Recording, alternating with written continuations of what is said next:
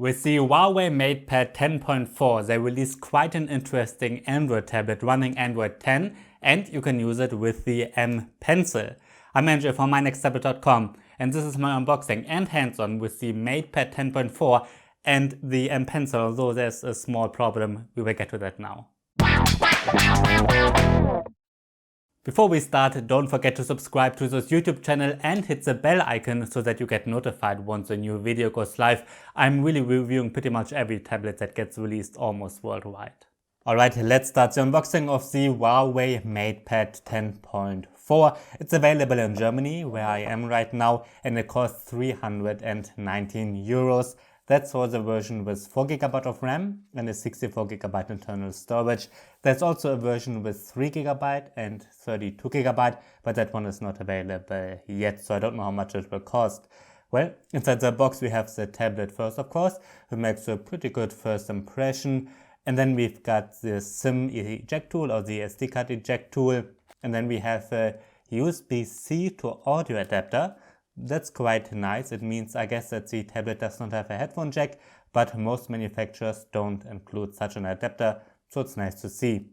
Then we get the quick start guide and warranty stuff, and then there's the standard USB-C cable, and then the charger, of course, and that's what we get. Nothing else is inside the box. As usual, a couple of hours have passed already since I shot the first parts of this video, about a normal working day, I would say. And yeah, that's so I can tell you a bit more about the tablet. I already installed and ran some benchmarks, played some games, and just played with it a bit. So let's go around the tablet. First of all, we are getting quite a nice design here. At the beginning, I thought that it would have a metal back, but I think now it's more plastic. But we do get a metal frame, and the build quality overall is pretty good. Even though this might be plastic, I think the build quality is really nice. We don't have any weird edges. Everything is nicely rounded, and it just feels like a nice tablet in your hands, relatively high end. Now, it is about 7mm thin, a little bit over 7mm, and it weighs 450 grams, I believe, roughly 450 grams. So those are pretty standard for this price range and for a normal 10-inch tablet these days. Now, we don't have any fingerprint scanner or so, no buttons, but relatively small, thin black bezels around the screen. The screen is 10.4 inches. Above the screen, we get an 8-megapixel front-facing camera, and that can be used to unlock the tablet using facial recognition. Let me quickly show you how it works. It seems to work pretty good, at least in good light. Obviously, there's no additional sensor, so it's not as secure as Apple's Face ID or so, because it really is just using the webcam. On the sides, we get a volume rocker here, and then there are a couple of microphones. Then we get 2 speakers here, and then there's a USB-C 2.0 port.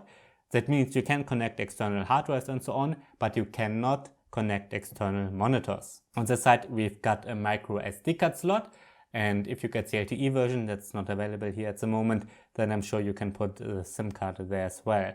On this side, we get a power button here, and then another 2 speakers. So in total, this tablet has 4 speakers, and I already played some games and listened to YouTube, and the sound quality is really good, especially for this price. I like that at around 300 euros we're getting 4 speakers, because usually you've got to pay a lot more for an iPad Pro or for the Samsung Galaxy Tab S6 or the Galaxy Tab S5e. So I really like that Huawei is giving us 4 speakers here. Now on the back we get another camera with 8 megapixels, and then there's a flashlight, and then there's something else. I believe this is just a microphone. I'm not sure, but probably just a microphone. No further sensor should be in here. Okay, let's check out this screen. This is a 10.4 inch screen with a resolution of 2000 by 1200 pixels. That sounds a bit weird, right? 10.4 inches and that resolution. We've heard that before. It's pretty much the same screen that we got with the Samsung Galaxy Tab S6 Lite.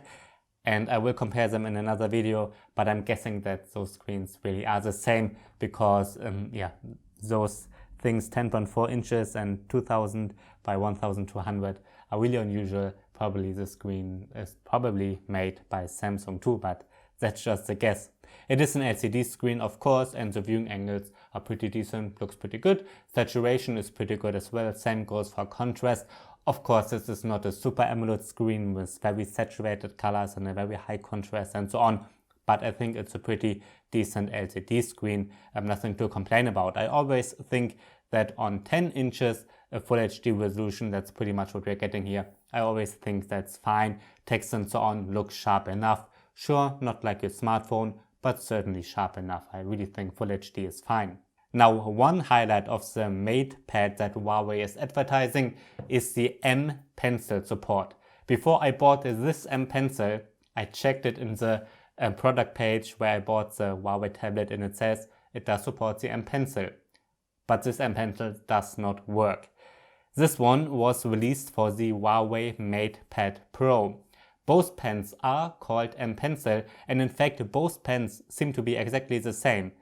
It should work with this tablet, but there's one thing that's not included here, and that is a little charging pad for the M Pencil. You connect that charging pad to the tablet apparently, and then those two devices get paired up, and then you can use this M Pencil. But at the moment Huawei is not selling the M Pencil set, that's what apparently it might be called, so I can't test the M Pencil right now. With the MatePad Pro, there's inductive charging thing on the top of the tablet, just like we know from the iPad Pro, where this M Pencil will then work and connect automatically. But with the MatePad 10.4, this same pen should work, but you need a way to connect it first, and it's not included in the box of this M Pencil. Now that's of course a downside, because I already read a couple of comments under other YouTube videos, and several people, like I did, bought the M Pencil thinking that it should work because that's what's advertised, but it really has to be the Huawei M Pencil set with the charging pad. So I can't test the pen right now, but maybe in the future for my final review, I hope I will be able to review it. That's really not ideal, of course. It's a bit misleading, because if you get the Microsoft Surface Pen, for example, no matter which one, even if it's a Surface Slim Pen, it always works with every Surface tablet. Same with Samsung's S Pens. Huawei has a couple of different pens they're offering. Similar to Apple, they're really not ideal in this regard. But well, I can't test the pen right now. Inside the Huawei MatePad 10.4 sits a Kirin 810 processor. That's a chip made by Huawei themselves. We also get 3 to 4 GB of RAM and a 32 GB or 64 GB internal storage. I've got the version with 4 GB of RAM and the 64 GB internal storage. You can see my Geekbench 4 comparison here, and the results are quite impressive, especially at this price. It just sits below the Samsung Galaxy Tab S6, and it sits in this benchmark a bit higher than other mid-range Android tablets, higher than most of them. Well, benchmarks are one thing, of course, and this is just one benchmark. For my final review, I will have others, but I already played Asphalt 9 and it ran very smoothly. It does not look perfectly. Sometimes the edges are a little bit pixelated, so I've seen it run better on other tablets, but it performs pretty well. I also played Free Fire, which is a little shooter game, and it looks really nice on this tablet. It runs very smoothly. I was able to set the graphics very high, so yeah, that game runs very well on this tablet. I also tried to install Fortnite, and you can install the Epic Games app, but it then says that Fortnite is not supported by this device, so you cannot play Fortnite on this tablet. Now let's check out the software of the Huawei MatePad 10.4. It is running Android, of course. I'm sure you've guessed that already, and it is running Android 10. In fact, it is one of very few tablets that are running Android 10 at the moment, so it's certainly nice to see that we're getting Android 10. And on top of Android 10 is sitting the Emotion UI in version 10. That's the interface from Huawei. Basically, it hasn't changed in the last 5 years or so. So if you've owned a phone or a tablet from Huawei in the past, then you will feel right at home. It's basically the same apps. You get all the special tools here and so on. They've got stuff like WPS Office pre-installed. It has been the case for a couple of years already. And yeah, there's one thing that you might be missing, and that are Google apps. There's no Google Play Store, no YouTube, no Gmail, no Chrome, no Google Hangouts, and you get the idea. All Google apps are missing by default. I'm sure you've heard of the US-China trade war and the embargo that was placed against Huawei. So yeah, we don't get any Google apps here. That's a huge downside. Instead, you get the Huawei App Gallery. And from that app gallery, you can install many apps, quite a lot of games. There are even some local German news apps. There's Snapchat, there's TikTok, there is Free Fire, Asphalt 9. I was even able to install Microsoft Office. That's just the standard Office app that's quite new. You can open Word documents with it and Excel and PowerPoint and so on. And many apps are missing. I couldn't find Netflix in the app gallery. There's no Facebook, no WhatsApp, no PUBG Mobile, no Call of Duty, no Instagram, no Adobe Lightroom. All these apps are missing. So you can find many apps inside the app gallery, but really not all. And I'm sure that there will be some that you usually use but can't find. At least that was the case with me. And on top of that list are Google apps, of course. Now you can see here Google Chrome, but I've installed that myself. Same with Geekbench 4. Both of these apps are not inside the app gallery. Now you can install Chrome and other apps by installing an APK that you find online. You just put in the app and then APK on Google, and then you can usually find a website that is hosting the APK, then you can download it and install it. And you probably will be able to install the Google Play Store, and I will be doing that for my final review. But yeah, you're just never sure if there's some malware hidden somewhere. Google is, for example, clearly saying that they are not recommending that you do that. Now, I did install Chrome and it does work, and yeah, it performs fine. And when I'm getting an Android tablet, I want those Google apps.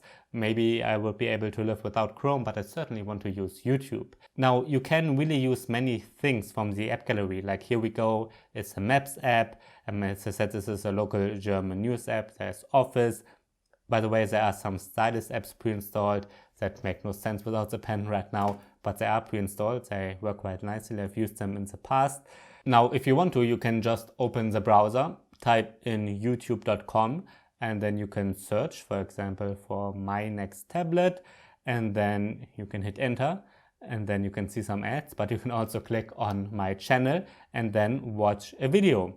That works inside the browser, of course. You don't have to use the YouTube app for that. It works in the browser and it's fine. But of course, the experience is not as amazing as it is with the YouTube app, which is just more convenient. So I think for normal consumers, I can't recommend this tablet because of that. Usually you want to have the Google Play Store, and a standard consumer who is not a geek, who is not into downloading APKs from the internet, who doesn't even know how to do that or that it's possible, yeah, I just can't recommend it. I wouldn't recommend it for my parents or so. By the way, there's one interesting software feature that I found. You can navigate through Android here through the Emotion UI with gestures. You can close an app like this, and you can then go to the recent apps view like this with gestures. Works pretty well.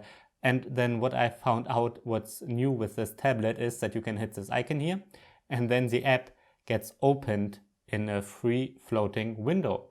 That's certainly nice. We've seen this before. This design looks quite similar to Apple, but we've seen something similar from Samsung. You can open apps in free floating windows there too. And here you can even open two apps at the same time this way. Like here I've got Chrome and then the Huawei browser. And if I want to open them side by side, I believe I have to long press here, and then I can do this, and then I can open the two apps side by side. So that's certainly a quite interesting and maybe for some very useful feature. Alright, that's my hands-on of this Huawei MatePad 10.4 so far. I really have to start my proper review now. I have to use it more, play some more games, work with it a bit, and just replace my daily tablet with it. I will install the Google Play Store, or at least the Google apps, and then see how this tablet performs in a couple of weeks. Now, my first impressions are twofold, of course. On the one hand, the tablet makes a really good impression. I like the build quality, I like the screen. The performance seems pretty good, very good actually at this price point. I also like that we're getting 4 speakers. The software seems to be pretty good as well, except of course for the Google Play Store and the Google services that are not pre-installed. That's really a downside and a reason why I will not recommend this tablet to a normal consumer. If you're a geek like I am and you're fine with getting apps from the internet and you maybe install the Google Play Store and so on, if you're fine to do that yourself, then sure, you can check out this tablet.